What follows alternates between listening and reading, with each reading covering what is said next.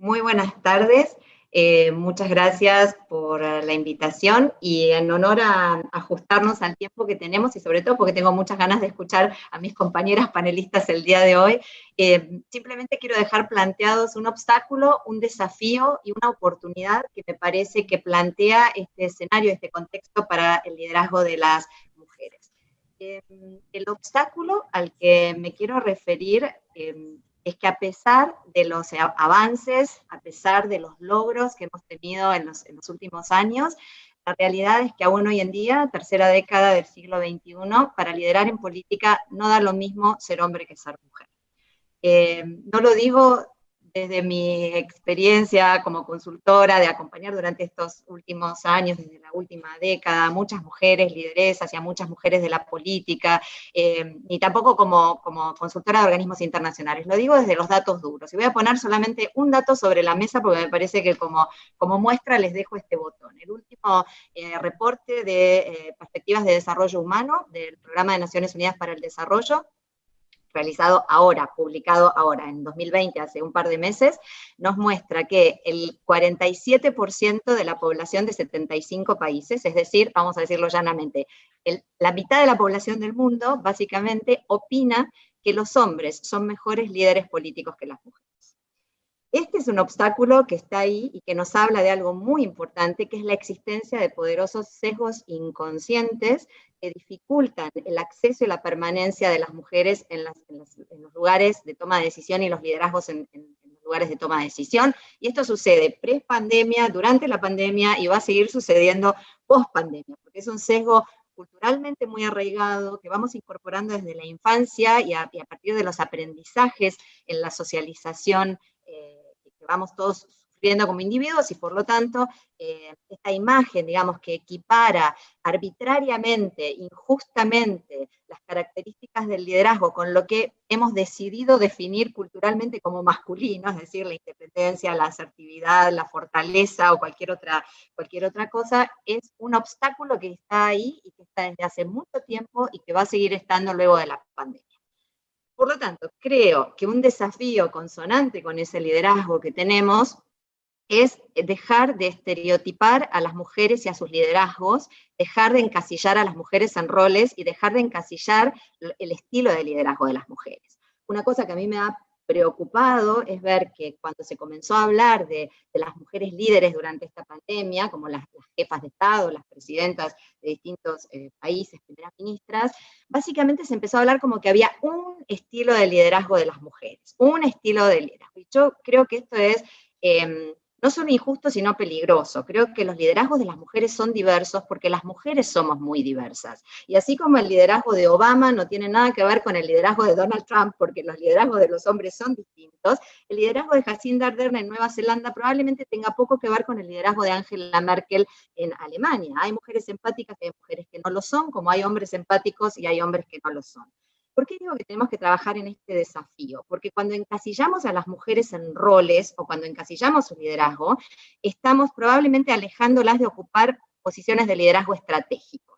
Y dejo, digamos, solamente como muestra lo que hemos visto en todas las fotos que han circulado todos estos días en todos los países del mundo sobre esta crisis, que es pocas mujeres en los comités de emergencia, pocas mujeres sentadas a las mesas donde se toman las decisiones. Y esto es, en realidad, en parte porque tenemos este prejuicio y este sesgo instalado sobre cuáles son los liderazgos de las mujeres. ¿Cuál es la oportunidad que creo que esto abre? Creo que la pandemia ha puesto en evidencia, como bien decíamos al inicio, como comentaba Lucía, los liderazgos de las mujeres. Se ha visto que hay mujeres líderes y que lo están haciendo fantásticamente bien.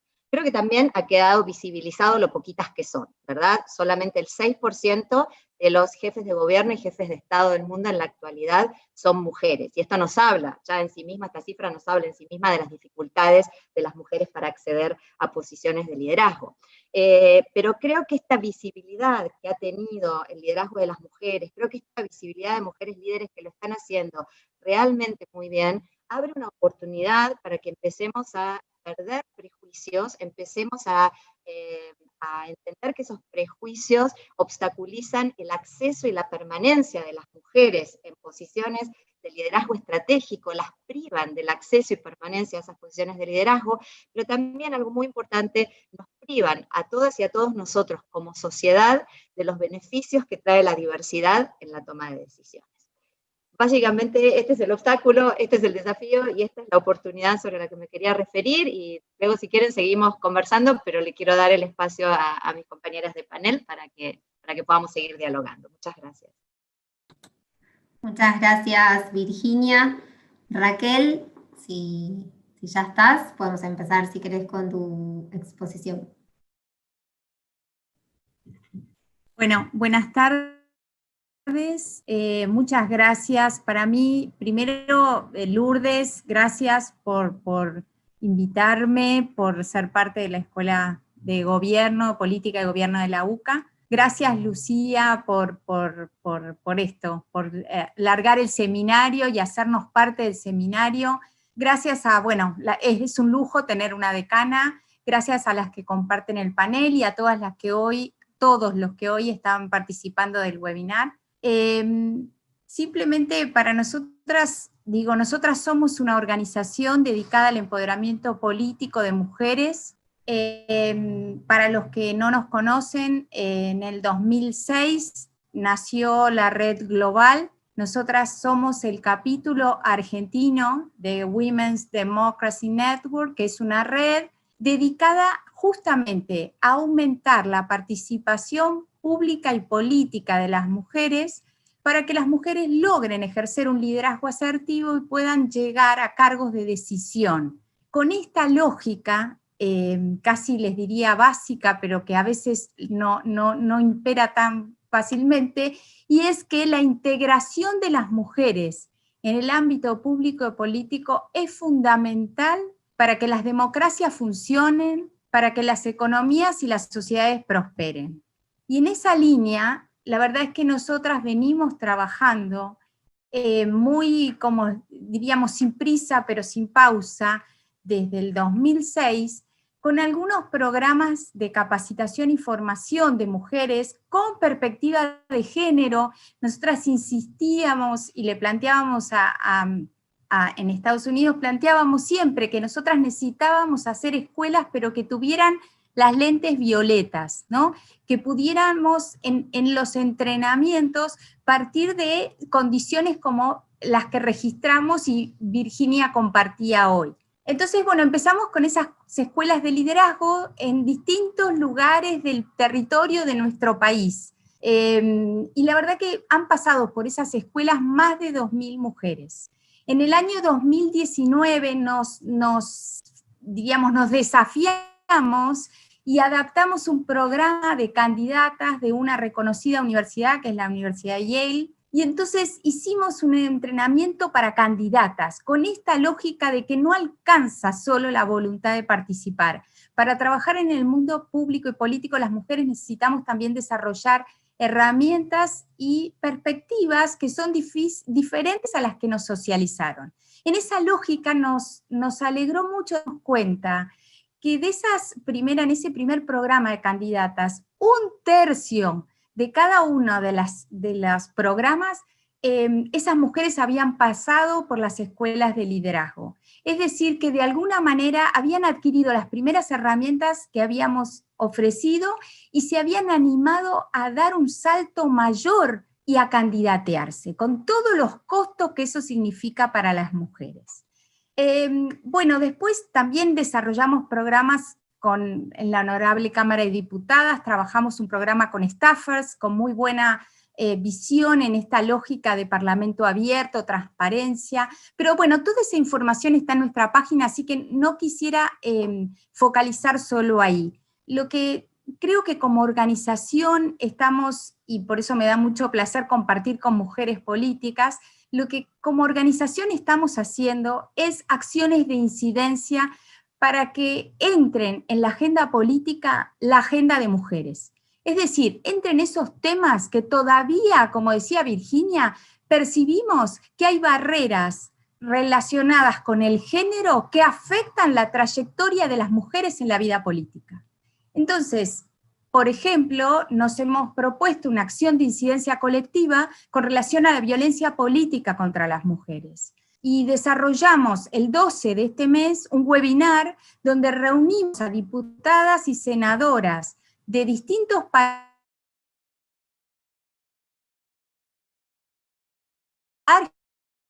Argentina, y trabajamos juntas, sobre todo las diputadas y senadoras, la necesidad de una ley específica que ponga fin a la violencia contra las mujeres cuando las mujeres deciden iniciar su trayectoria en la política.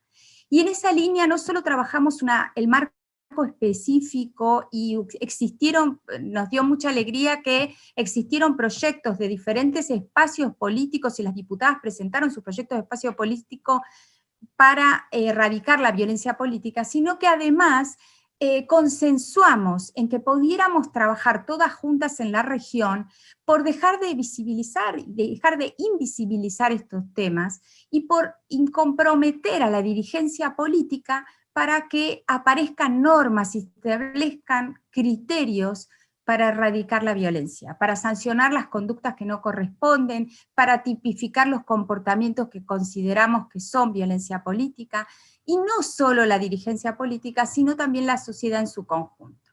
Así que en esa línea, la verdad es que venimos como trabajando junto a las políticas y a la sociedad para poner en agenda esos temas. Y por último, para no demorar más, con relación al tema del COVID, ustedes saben que en marzo, cuando se decretó el aislamiento social obligatorio, nosotras como Red de Mujeres Políticas dijimos, bueno, ¿por qué no hacemos, y el 20 de marzo recién iniciaba esto, dijimos, bueno, hagamos un espacio de co-creación con varias líderes de todo el país. Y generamos ese espacio y empezamos a visibilizar, por eso me hizo acordar mucho Virginia, visibilizamos los liderazgos femeninos de mujeres en el total convencimiento de que efectivamente las mujeres podemos liderar. Y así como había un listado de líderes de Europa, también había una alcaldesa que en Bogotá, que había generado una acción de incidencia interesante, y también mostrábamos que esos liderazgos, si bien tiene razón Virginia, no tenemos por qué condicionarlos a que sean de una determinada forma, sí es cierto que había características que todas ellas tenían, y que era bueno, porque iba contra cultura, que una mujer líder pudiera presentarse con ropa de casa y desde su casa, mientras hablaba de lo cotidiano, pudiera liderar un país. Y que todas ellas tenían un rasgo muy fuerte, pero no dictatorial, y que todas ellas tenían una asertividad y se fundamentaban en el tema de la evidencia para poder gobernar. Entonces, bueno, hicimos ese documento está en nuestra página, tomamos, como dice Virginia, la discriminación que sigue existiendo, si bien la fuerza laboral más importante a nivel mundial en salud ronda el 80% del porcentaje, cuando vemos ese porcentaje de las mujeres que toman decisiones en el ámbito de salud a nivel global, llegamos a un 10%. Entonces, ¿qué hicimos? Tomamos una indicación, y acá cierro, Lucía, si no quito más tiempo, tomamos una indicación también de Rita Segato, de que para transformar una sociedad y una cultura patriarcal hay que empezar todos los días con los comportamientos y acciones cotidianas.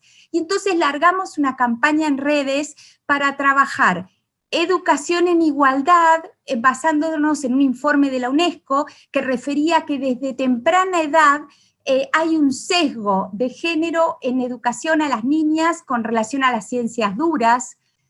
Trabajamos una campaña de negociación para en casa, que estábamos todos adentro, cómo negociamos no desde el altruismo, sino desde la reciprocidad. Cómo trabajamos con las mujeres en el marco de la 1325 como agentes de cambio. Bueno, no quiero extenderme más, me parece que somos muchas. Cualquier cosa quedo a disposición, y vuelvo a decir, todo lo que referí está en nuestra página. Muchas gracias. Muchas gracias, Raquel. Y bueno, retomando un poco lo que decía Lourdes al principio, qué importante esto de humanizar la política, ¿no? Estamos ahora todos desde casa también, los políticos y las políticas, y creo que son todas personas. Al final del día son todas personas que trabajan, como dice Lourdes, por tener un país mejor y me parece que esto es importante, que se esté viendo, y que tal vez el COVID sea la oportunidad de resaltarlo. Así que bueno, siguiendo con las expositoras, Daniela Vilar, te abro el micrófono.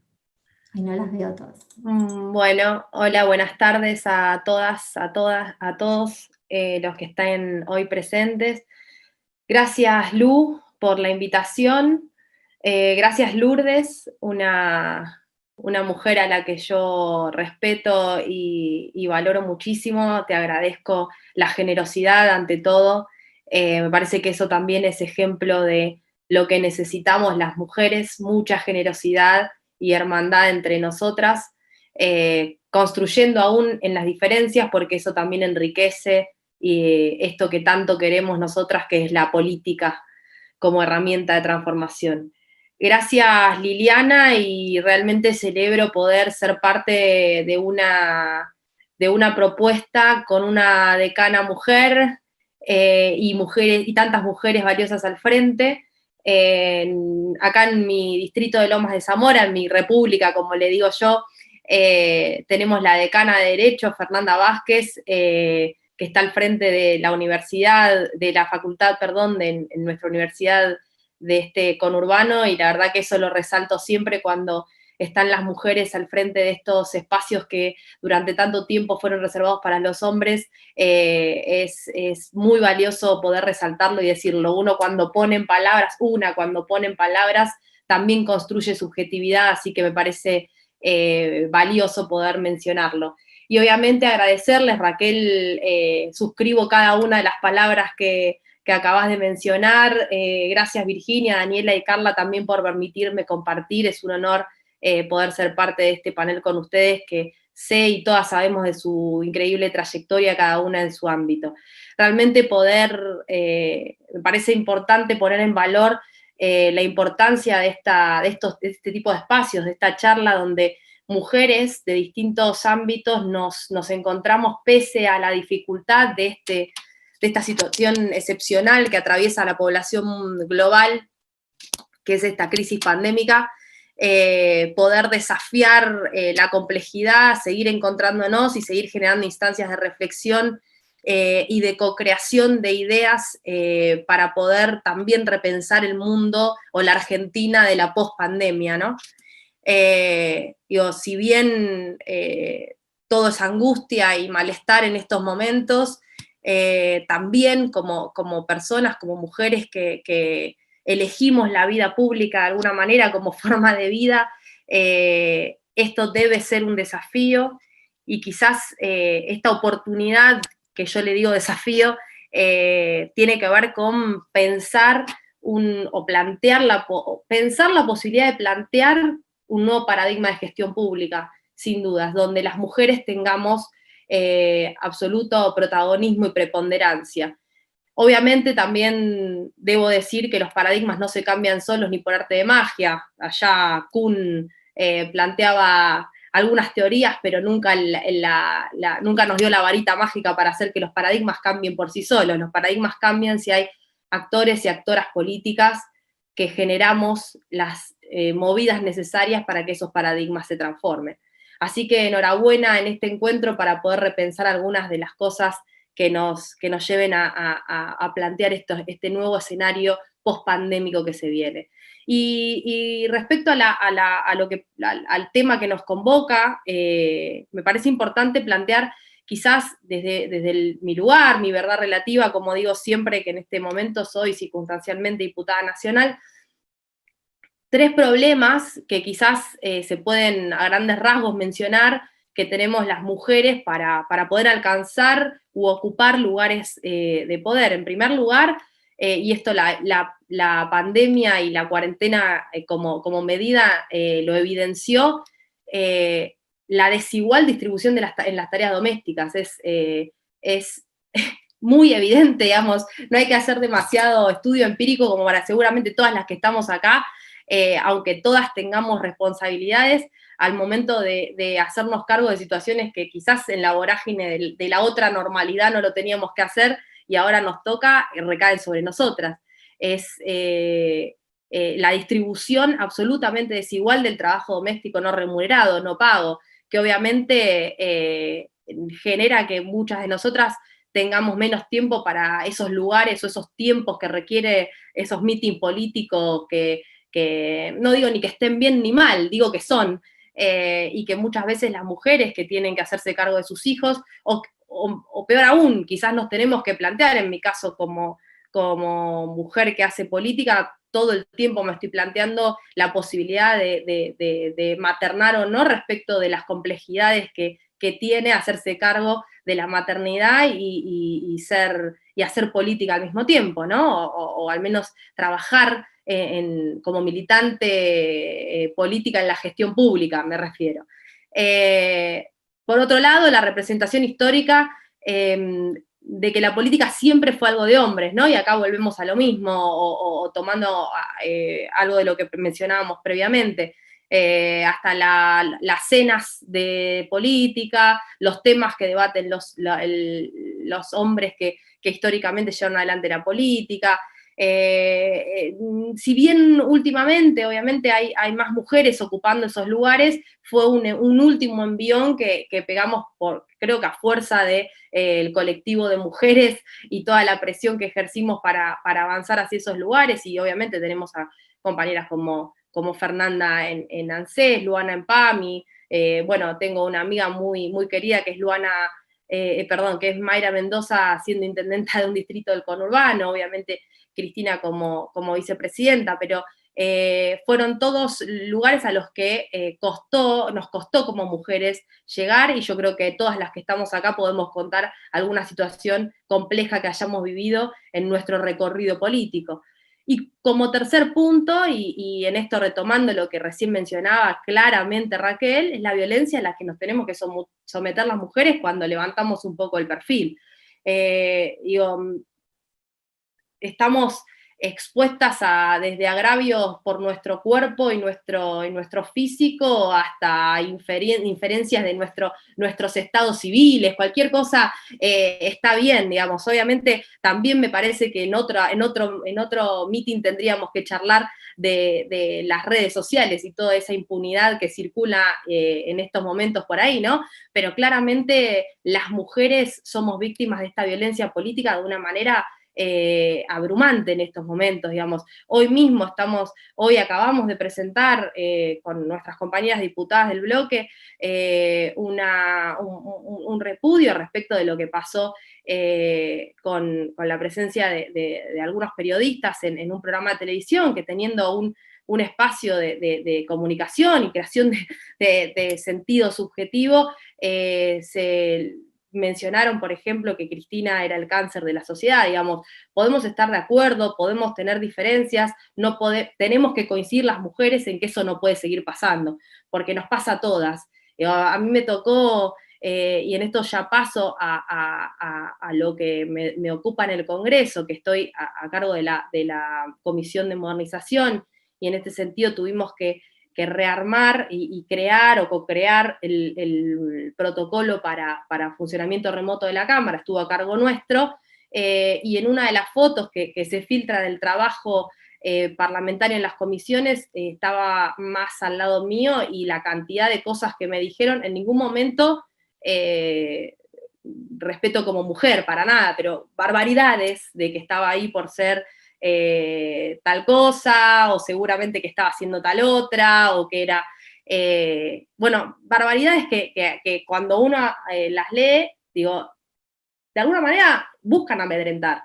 Vamos, porque las mujeres tenemos que saber que si en algún momento nuestro perfil político empieza a crecer, es probable que recibamos todo tipo de agravios que hasta interfieran o que molesten a la dinámica familiar, de pareja, y sin embargo tenemos que estar preparadas para eso o corrernos. Y me parece que eso lo tenemos que analizar, y me parece que eso lo tenemos que rever en vistas a este nuevo mundo que se viene. Me parece importante, y con esto cierro, ¿no? Desde la Comisión de Modernización nos tocó trabajar el protocolo, y las autoridades fuimos todas mujeres. Tuve la oportunidad de trabajar muy bien, con Silvia Lospenato, con Graciela Camaño, con Dolores Martínez, con Flavia Morales,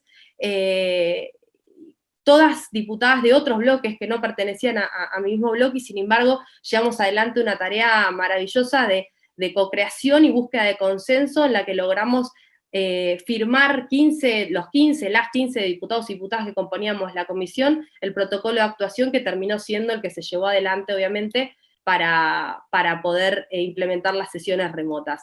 Pero lo importante de esto es que nosotros lo que intentamos a partir de ese protocolo, de esa experiencia del protocolo, en este lugar que es un rubro hasta ahora masculinizado, ¿no? La modernización, las nuevas tecnologías, la modernización del Estado siempre fue un lugar para los hombres, y acá lo invadimos las mujeres todas juntas, es una perspectiva desde otro paradigma de gestión pública. Me parece que es hacia donde quizás, como mencionaba al principio, tenemos que ir en este escenario post-pandémico.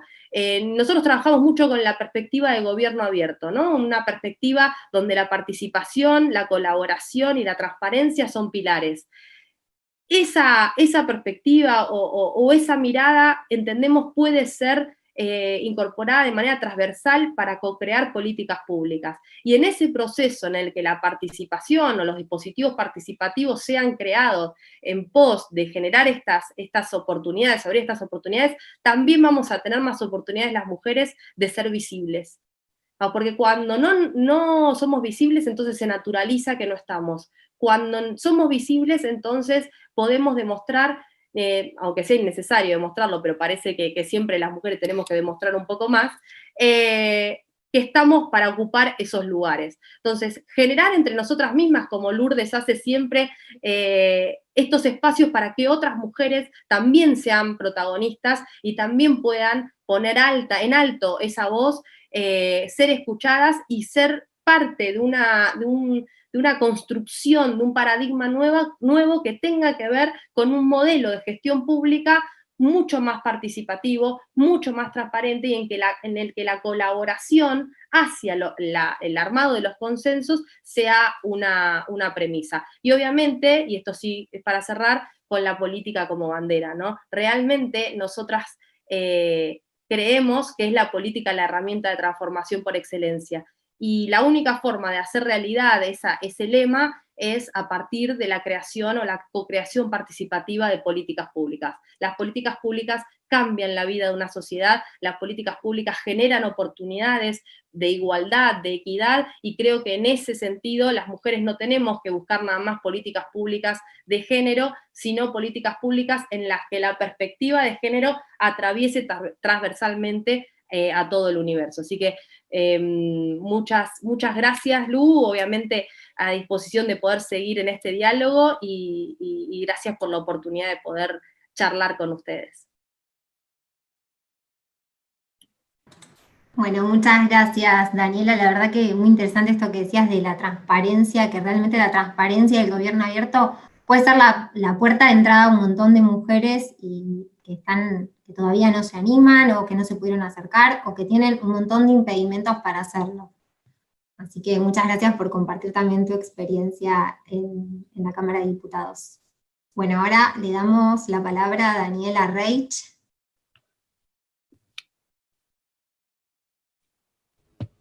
Ahí va, ahí estamos. Bueno, buenas tardes, ¿cómo están? Muchas gracias, Lucía, por la invitación, por la iniciativa. La verdad me pone muy contenta verte en este lugar, con este nuevo desafío, creciendo desde lo profesional y también abriendo nuevos horizontes para otras mujeres. Así que te felicito desde lo personal, en serio, me pone muy contenta. Un placer compartir panel con todas ustedes. Adhiero 100% a lo que ha dicho Virginia, Raquel, Lourdes, Daniela, ahora nos va a hablar después Carla. Increíble la cantidad de personas que somos, un día de semana, 6 de la tarde, más allá de que estamos en esta dinámica de la vida por Zoom y que cuesta, nos hace encontrarnos, así que bueno, gracias. Y trataba un poco de ver qué hilo conductor podía proponer en función de lo que adhiero a lo que han dicho cada una de ustedes, y creo que es tal cual, ¿no? El rol que tenemos las mujeres en este nuevo liderazgo que se va reformulando, porque digo, venimos de un proceso de cambio. Yo hace varias semanas que estoy como mirando y pensando en el lugar que tenemos nosotras las mujeres y cómo los ciclos nos fueron cambiando, ¿no? Y me gusta siempre medirlo más en términos de una lectura más política de las mujeres con nuestra participación política, en lo que fue el voto femenino con Eva Perón, en lo que fue la transformación hacia la ley de cupo en los 90. Daniela mencionaba a Graciela Camaño. Pensar que Graciela fue una de las promotoras de esa ley, estuvo en el recinto esa noche, se pusieron de acuerdo, se generó esa red entre las mujeres para que ese proceso de ser parte del proceso político tuviéramos ese cupo que terminó siendo un techo y que logramos en este proceso del movimiento y de la participación política que fuimos teniendo todas, lo que pasó en nuestra provincia de Buenos Aires en el 2016, lograr la ley de paridad. Y falta, digo, y son procesos, y siempre me gusta a mí pensarlos desde cómo va cambiando y la realidad que nos encuentra, en el caso, y quiero hacer foco más en el ámbito provincial, en la Cámara que yo formo parte, que es la del Senado, una Cámara con lo que representa la Cámara Alta, como les gusta decir a los varones de la política, con esa diferencia y esa territorialidad que impone el espacio. Me puso muy contenta cuando se llevó adelante la ley de paridad, cuando en la legislativa del 2017 ingresamos muchas mujeres diversas a la Cámara, y en la legislativa del año pasado, bueno, la elección con el tramo legislativo también, la verdad que se nota esa diversidad que es totalmente necesaria.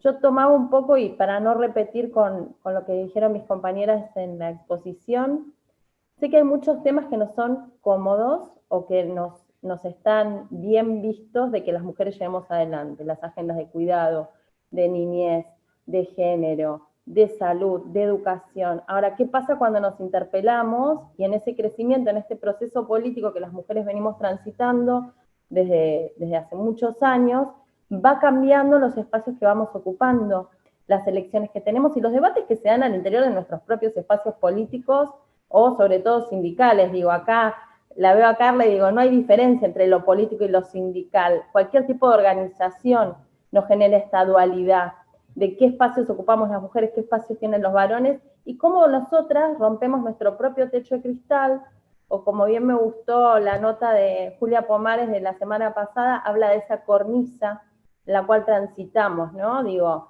yo creo que todas nosotras las que estamos acá ya despegamos de ese piso pegajoso, ya no aceptamos ese techo de cristal, pero sí vamos por la cornisa. Y esa cornisa me gusta para también desafiarnos a nosotras las mujeres que participamos de procesos políticos en el nivel que nos toca, porque digo, el nivel de la política territorial es clave, de las organizaciones sociales, al nivel municipal. Daniela hablaba de Lomas, yo hablo de 3 de febrero, que es mi distrito. Acá, bueno, hay acompañándome varias concejalas del 3 de febrero que se han estado presentando, pero digo, la importancia, ¿no? Como las sociedades, desde el ámbito académico, una mujer decana en la UCA, digo, esos espacios hay que irlos transitando y también saliendo de estas zonas de confort. No hablar siempre de lo que nos es cómodo o amigable. Y ahí pensaba en este paralelo que hay en una legislatura provincial, en el caso de la provincia de Buenos Aires, con una ley de paridad, la Cámara de Senado, hoy no llegamos a un 50 y 50, somos 26 las personas que conformamos el cuerpo, pero somos 20 mujeres y 26 varones. También el debate que se da en qué comisiones formamos parte, cómo las integramos, cuáles presidimos, más allá de lo que pasa a nivel político con nuestras fuerzas que nos representan.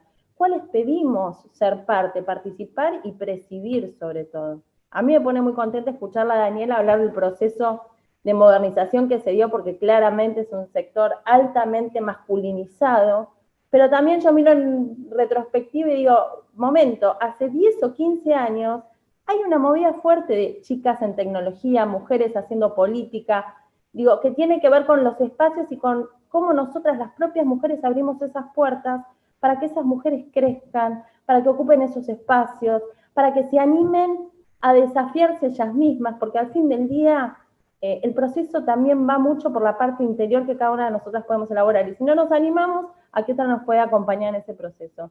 Y por sobre todo, más de lo que tiene que ver de la posibilidad de protagonizar.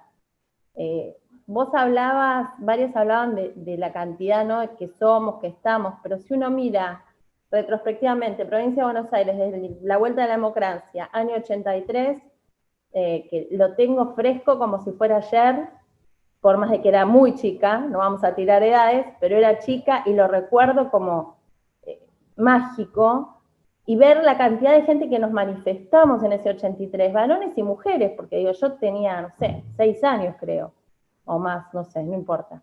Y esto de ser parte de ese proceso, desde lo que cada uno, no importa qué miramos, qué nos representa, sino protagonizar. Y ahí el devenir que vino en esto de decir, bueno, nos vamos incorporando, nos vamos desafiando, salimos de las zonas de confort y buscamos estos espacios, tanto en modernización como, en mi caso en particular, siempre trabajando, y más por mi formación como trabajadora social, en la agenda del cuidado, del desarrollo, de la promoción propia, de acompañar al otro, también decir, bueno, a ver, yo en este momento, en este año legislativo, tengo la intención, y lo puedo llevar adelante, y hablar en mi espacio político, de trabajar desde una comisión que claramente no hubo muchos antecedentes de mujeres que lleven adelante la Comisión de Asuntos Municipales. Una comisión netamente que tiene un impacto directo en la transformación de cada uno de nuestros municipios, y que a la vez, si uno mira la lectura, cada uno de nuestros municipios, del 83 a la fecha, de 1.180 intendentes que se han elegido, y el dato me lo ha pasado mi equipo, solamente 29 han sido mujeres. Entonces, digo, si solamente 29 rompieron esa barrera y lograron transitar y llegar primero a la instancia de poder ser parte de ese proceso en sus distritos y después ser elegidas por el voto popular, yo creo que nos interpela constantemente y tenemos que celebrar que haya más mujeres aún. Y en la elección del 2019 solamente logramos que de la foto que teníamos en la provincia, la elección del 2015 había 4 mujeres intendentas, crecimos un poco, hoy son 6, y me llena de orgullo que haya 6, creo que tenemos que ser más, muchas más, y que eso va de la mano de lo que todas nos planteamos. Bueno, ¿qué pasa? Esta pandemia nos puso el foco ¿en qué? En que estamos todas atajando como podemos la realidad de nuestras casas, las que tienen y las que no tienen hijos, porque digo, yo no separo solamente en sí, si decidiste ser madre o no, porque digo, también hay otro proceso que está dando. ¿Qué pasa con la atención de las situaciones en casa? ¿Quién se ocupa de hacer las compras? ¿Quién se ocupa de cocinar? ¿Cómo repactamos ese acuerdo social al interior de nuestras casas? Así que creo que el desafío es grande, que esto nos hace repensar a las mujeres como en qué tipo de liderazgo queremos, cómo lo vamos a llevar adelante, cómo generamos este nuevo pacto social, y bueno, nos interpela desde ese lugar. Así que bueno, no quiero robar más tiempo, está entrando gente en casa también, porque es la hora de que vamos llegando, pero me parece que es importante esto, desafiarnos a ver qué tipo de liderazgo queremos, y sobre todo, tomando la palabra del inicio de Virginia, las diferencias que tenemos las mujeres en todo nuestro abanico y diversidad, en todo aspecto, qué tipo de liderazgo ejercemos. Y yo creo que es clave, y también se da desde la naturalidad, de que las mujeres siempre, siempre tratamos de acompañar a la otra, abrir la puerta, con los obstáculos que a veces se generan, porque ya no vamos a decir que todo es color de rosa, porque nos meteríamos todas en la cara, pero sí que ante una adversidad que se presente, siempre tratamos de acompañar. Así que bueno, muchas gracias y quedo acá a disposición, Lu. Gracias, Dani. La verdad que, bueno, este dato que mencionabas, la verdad, a nivel municipal, que pareciera ser que, bueno, lo local podría ser como lo más cercano y capaz lo más hasta más fácil para acceder de las mujeres con todos estos impedimentos o tal vez dificultades y obstáculos que tenemos, que es tal vez tener a cargo a los hijos, la casa, y tal vez ser diputada y tener que irte de tu provincia es complicado, y sin embargo los espacios locales siguen siendo tal vez los más difíciles para el acceso de las mujeres. Así que creo que ahí hay algo para discutir bastante. Bueno, le damos la palabra a nuestra última expositora, Carla, que tiene una presentación. ¿Vas a compartir la pantalla? No, primero, antes de compartir la pantalla, quería obviamente agradecerte a vos, Lucía, a Lourdes por la posibilidad de poder expresar la posición y la perspectiva, ya que hablamos de perspectivas, de miradas, de una mujer sindicalista, que a veces en estos espacios, cuando hablan de mujeres políticas, yo que tuve la posibilidad y el honor de ser diputada nacional, siempre me presenté como una diputada nacional en forma transitoria, pero en realidad con mi gran vocación, que es la de ser sindicalista para siempre, o sea, esto que tiene de vocación y de representar a los compañeros y compañeras de los organismos de control. Pero esta mirada desde el sindicalismo, yo lo agradezco muchísimo, que ustedes pongan el foco en esto, porque la verdad es que me da mucha alegría poder compartir esta experiencia, las cosas que nos suceden a las mujeres sindicalistas en esto de dirigir. Así que, bueno, quiero, y además agradecer, por supuesto, a Virginia, a Raquel, a Daniela, un placer haberlas escuchado, a la Dipu Daniela y a la senadora, a ambas. Así que muchísimas gracias. Sí, voy a compartir pantalla porque mi idea de que soy media larguera y que doy mucha vuelta y hablo mucho, dije, bueno, vamos a hacer una presentación, que esto me va a ir orientando un poco mi discurso, en el sentido de que no quiero dejar de compartir algunas ideas en conjunto, voy a ir haciéndolo a medida que un poco rápido, pero para compartir con ustedes algunas ideas y algunos disparadores que me parece que van a estar buenos. Ahí pongo compartir pantalla. Ahí estamos. ¿Se ve, Lucía? ¿Sí? Sí, perfecto. Bueno, la idea y para pasar, ahí está. La idea de compartir con ustedes era contarles un poco cuál es la anatomía del poder sindical en la Argentina, y la realidad es que me topé tal vez con el peor de los obstáculos, que es la poca información que hay respecto de el poder, la conducción en los sindicatos, cuál es la cantidad de números, los índices en el sindicalismo argentino y cómo están representados los sindicatos en la Argentina. Hay un informe, de hecho estuve hasta hace un ratito conversando con la gente del equipo latinoamericano de justicia y género, que ellos tenían un informe del 2011, pero es un informe que ya los datos no nos ayudan, y los únicos que tenemos son estos que ustedes están viendo en pantalla, que son de la Subsecretaría de Programación Técnica del Ministerio, en realidad del Ministerio de Trabajo, que es del año 2016. Y esto nos indica que el 18%, en los sindicatos solo el 18% de las mujeres ocupan secretarías, lo que no significa que son las secretarías generales, ¿sí? O sea, ese dato tampoco está actualizado. Cuando hablamos de secretarías, estamos hablando de cargos de conducción y comisiones directivas. Ustedes sabrán que el proceso, a veces en los sindicatos, en los procesos de igualdad son un poco más lentos, y de hecho tenemos una ley de cupo sindical que es del año 2002, frente a una ley que era de cupo, y que por suerte ahora ya tenemos la paridad en los cargos selectivos nacionales, que era del 1991, es decir, en el 1991 hubo una ley de cupo electoral, recién en el 2002 en la Argentina se aprobó la ley de cupo sindical.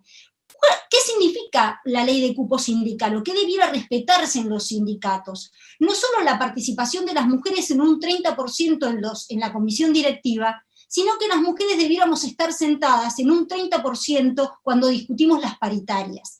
Es decir, no digo que no sea importante los cargos de conducción, pero en realidad las decisiones se toman cuando uno discute y se hablan las paritarias o los convenios colectivos y se discuten las condiciones de trabajo, que ahora posiblemente vaya a ser un momento post pandemia para que se reabran los convenios colectivos, para incluir el trabajo remoto, el teletrabajo, como una modalidad. Entonces ahí tenemos que estar las mujeres sentadas también, para prestarle atención a muchos de los que dijeron mis compañeras respecto de las tareas del cuidado, de las tareas compartidas, de las licencias y demás.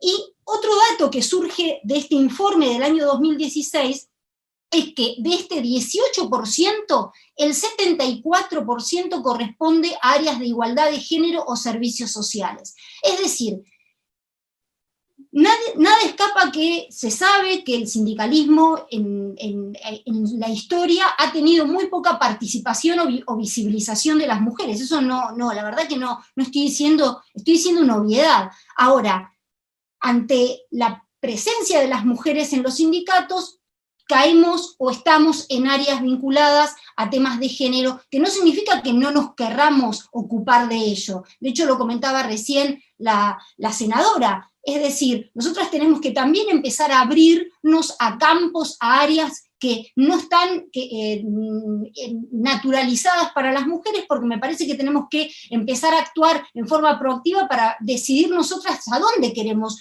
estar y a dónde podemos aportar desde nuestro lugar. Yo les quería mostrar esta obra, a ver que no... Ahí. Esta es una obra del 1900, se llama El Cuarto Estado, y en realidad lo pintó un artista italiano, que en realidad a mí siempre me había gustado esta obra. De hecho lo tengo hasta en un rompecabezas, armado por mí, y acá en realidad es el movimiento de los campesinos en ese momento, por todo el movimiento de la revolución industrial, es decir, todo lo que estaba sucediendo en las malas cosechas, la escasez de alimentos y demás. Bueno, cómo surge la clase organizada para reclamar los derechos, y acá esta mujer, el espacio que se le daba a la mujer con idénticos reclamos, es decir, no diferiría demasiado el reclamo de este hombre que dirige a este grupo de proletarios para reclamar. Esto es una huelga, aparentemente, es el estudio que se hace de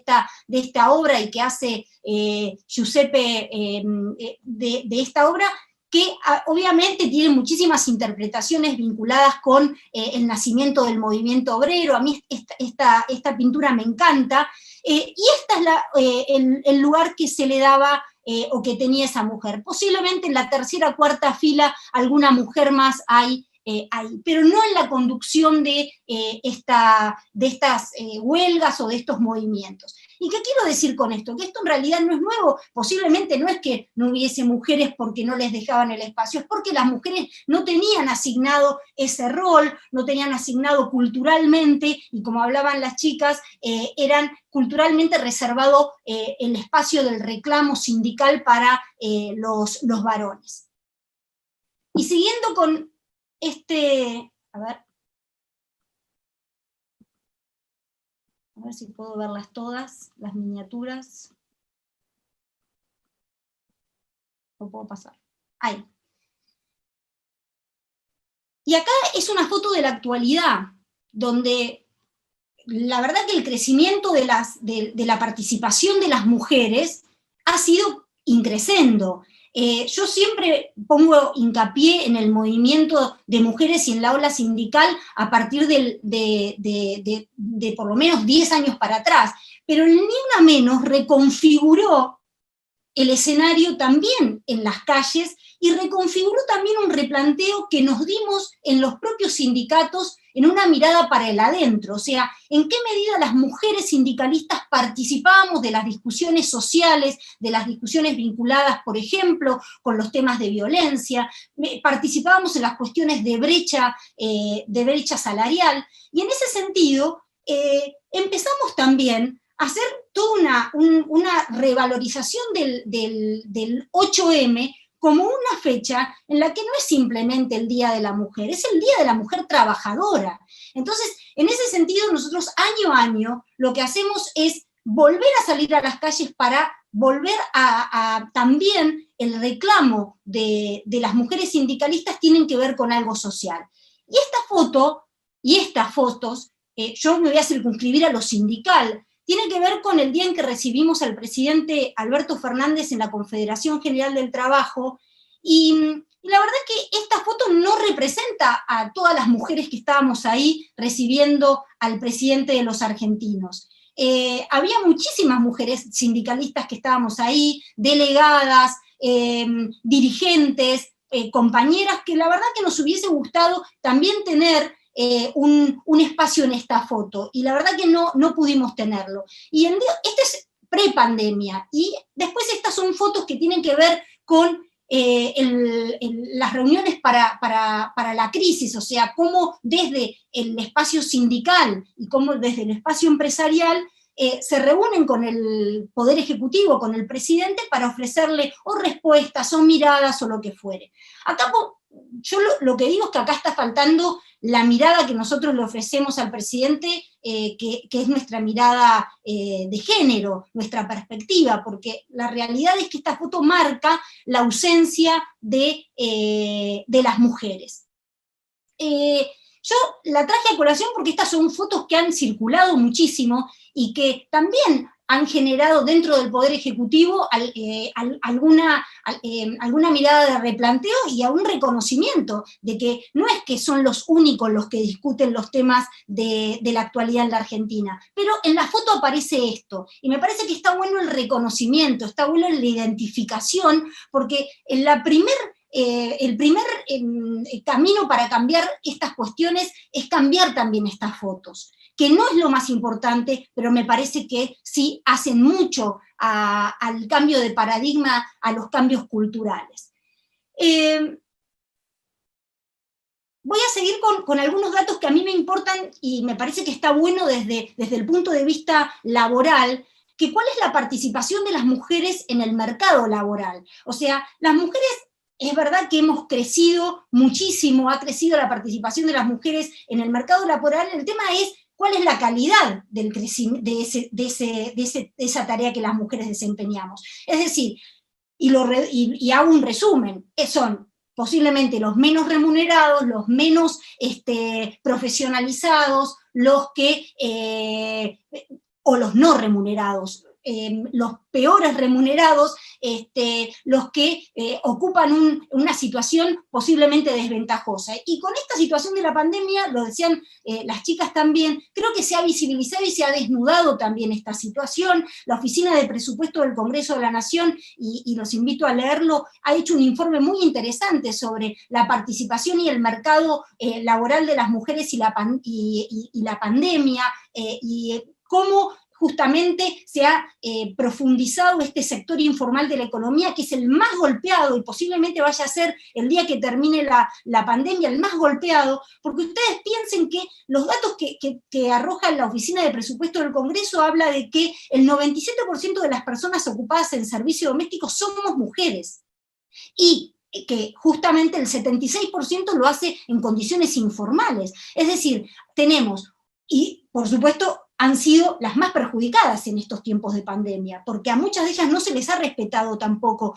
el trabajo. Es decir, en la Argentina, como para resumir, somos menos mujeres las que participamos en el mercado laboral, la mitad de las ocupadas trabajamos en tiempos justamente parciales comparados con la de los hombres, por este hecho de que no podemos estar full time, porque también lo que hacemos es dedicarle en un tercio más al trabajo no remunerado que lo hacen los varones, y por eso hablamos de brechas de género en el mercado laboral que se amplifican, como dice este cuadro, teniendo en cuenta algunas variables que había marcado también Daniela, las dos Danielas, que tiene que ver con cuando tenemos hijos, el nivel educativo nuestro y la edad de nuestros hijos también, nuestras edades y la edad de nuestros hijos. Es decir, las brechas salariales, las brechas de género se profundizan, y no quiero dar números porque eso está en todas las estadísticas, las últimas son las del INDEC, se profundizan y se agudizan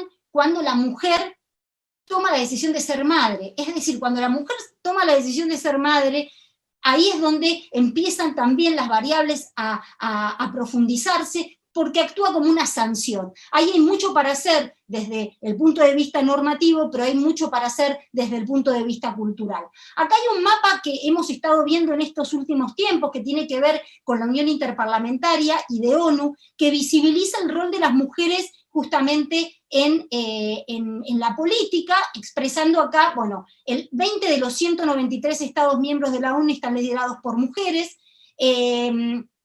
y lo que habla justamente es que el porcentaje de países, de los países que están en la ONU, cuentan con una mujer en sus gobiernos y apenas el 4% de la población mundial tienen un líder a cargo, es decir, la representación nuestra está dada en un 4%, sabiendo que somos el 50% obviamente de la población. Pero esto lo quería dejar como un dato para subirme justamente al tema vinculado con el liderazgo y con los nuevos paradigmas que nos hacen repensar también que los liderazgos, no solo los políticos, y acá divido también los sindicales, están puestos a prueba. Es decir, nosotros tenemos que pensar justamente en que las representaciones gremiales y sindicales tenemos que estar pensando en otras formas de gremialismo, en otras formas de comunicación, y las mujeres tenemos que tener un lugar, las mujeres sindicalistas un lugar, y queremos tener un lugar preponderante en estas tomas de decisiones,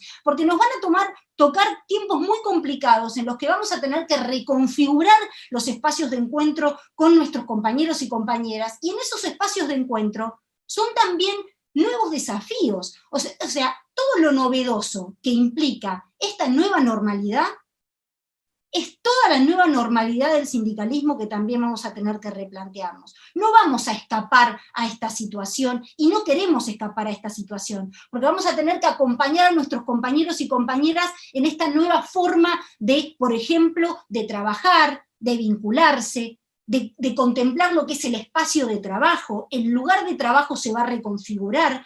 Ustedes piensen que ya la Organización Internacional del Trabajo, en enero, febrero del 2019, cuando ni se pensaba en una pandemia global como la que estamos viviendo, ya hablaba de que el futuro del trabajo va a tener que ser con perspectiva de género, porque si no, no va a haber trabajo del futuro. Es decir, ya se pensaba que esta nueva este futuro del trabajo iba a tener que tener una incorporación con una mirada de género. Y hacía recomendaciones, y por eso yo lo digo, porque tiene que ver con lo sindical.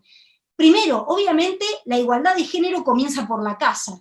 Y si no compartimos las tareas del cuidado, si no compartimos las tareas domésticas, si no compartimos las tareas de la educación de nuestros hijos, muy difícilmente vamos a poder pensar en la corresponsabilidad también para el desarrollo profesional o laboral. Por el otro lado, importa lo que medimos, decía la Organización Internacional del Trabajo. Tenemos que garantizar la rendición de cuentas de cómo hacemos para medir el impacto de la desigualdad entre mujeres y varones en el mundo del trabajo para poder cambiar esta nueva realidad.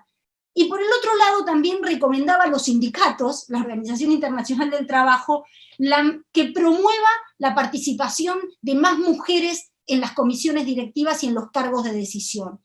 Y en esta promoción de las mujeres hablaba de un dato que en esta pandemia nos ha tocado mucho, que tiene que ver con la violencia de género. Es decir, lo que decía es que una de las formas de eliminar la desigualdad era justamente luchar contra la violencia de género. Por eso la importancia que hablaba de justamente de abordar la violencia de género, y también el impacto que tiene la violencia de género en el mundo del trabajo. Es decir, lo que está planteado, y se está hablando en estos días, que está promovido por el convenio 190 y la recomendación 206 de la OIT, que esperemos que prontamente la Argentina pueda ratificarlo. Estas eran todas las recomendaciones que en el 2019 hablaba la OIT referidas al mundo del trabajo.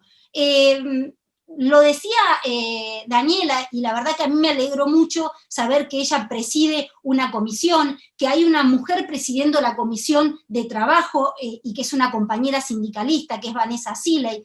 Y este dato me parece importante también como un dato positivo, un dato de avance, que en la Cámara de Diputados se dispuso una resolución para la paridad de género en las presidencias de las comisiones. Me parece que son pasos necesarios, son pasos que hacen que justamente se cambien los paradigmas de la participación de la mujer en la política.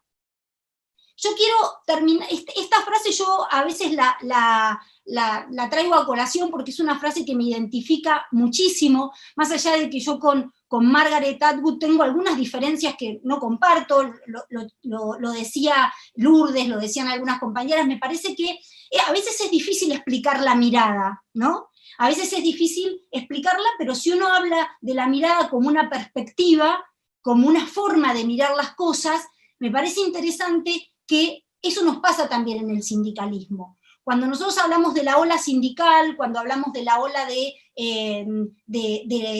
cómo hacemos para empatizar, para eso de la sororidad entre las mujeres, para promover más mujeres y que con la fuerza nuestra podamos hacer estas transformaciones de las que hablaba Daniela, la diputada, yo quería decir que se habla mucho de que hoy los líderes, y esto lo debe saber Virginia, porque hay muchos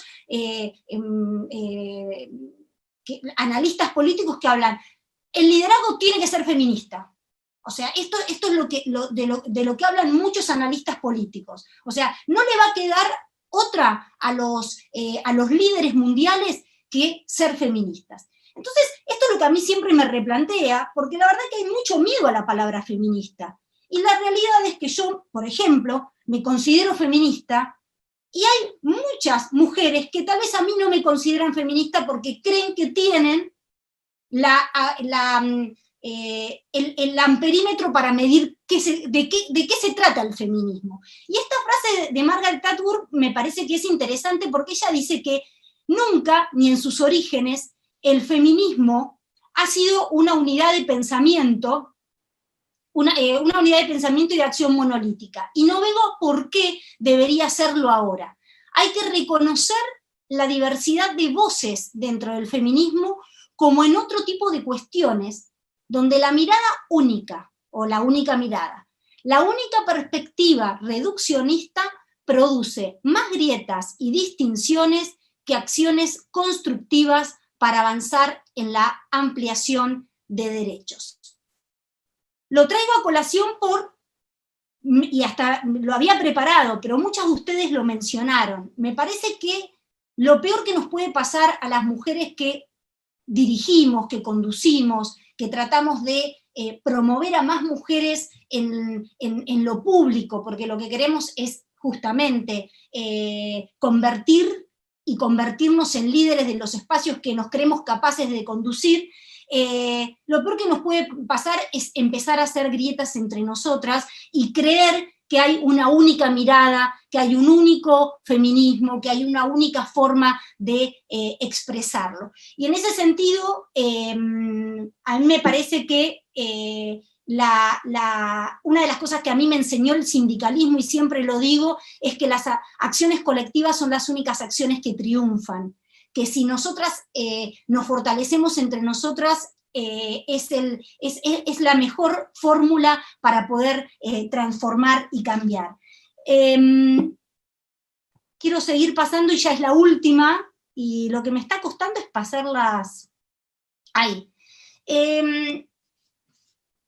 Me parece que vamos a tener que todos los dirigentes, mujeres y varones, en estas nuevas normalidades, tratar de ver cómo hacemos para hacerle frente a las crisis que vienen. No van a ser momentos fáciles los que les toquen a los que conduzcan, a los que lideren, y ahí vamos a tener que estar todos juntos. Por eso yo siempre digo que las mujeres estamos, militamos, marchamos, nos comprometemos, participamos. Lo que queremos en realidad, y creo que no es tan difícil de comprender, es que ser partícipes de este nuevo escenario, y lo que queremos no es más que lo que hoy tienen los varones que conducen, sino que queremos los mismos espacios de conducción. Me parece que va a ser una gran oportunidad, lo decía Virginia, en esto de dividir cuál es el desafío, cuáles son las oportunidades, salir mejores de esta pandemia. Me parece que tenemos que salir más unidas, tenemos que salir mejores, más capacitadas, más empoderadas entre nosotros, porque es la manera también de provocar y de conseguir los cambios que queremos para lo que nosotros adoramos, que es la política, como acción transformadora de la realidad. Ante una desigualdad y ante una justicia, los que amamos la política queremos cambiarlo. Y si nosotros no identificamos las desigualdades, difícilmente podamos cambiar esta realidad. Así que muchísimas gracias. Bueno, Carla, muchas gracias. Y la verdad que comparto con vos esto de que no puede haber entre las mujeres, tampoco va a haber una mirada única ni una opinión única sobre todos los temas, y que cuando más podamos discutir y encontrar puntos en común, así se construyeron los grandes avances, ¿no? Sobre los puntos en común que compartían las mujeres, como decía Daniela, en el caso del cupo, la paridad, mujeres desde diferentes espacios políticos que se pusieron de acuerdo para exigir por sus derechos. Así que bueno, muchas gracias por tu exposición y también tu mirada desde el sindicalismo, que sé que es un lugar bastante difícil para las mujeres.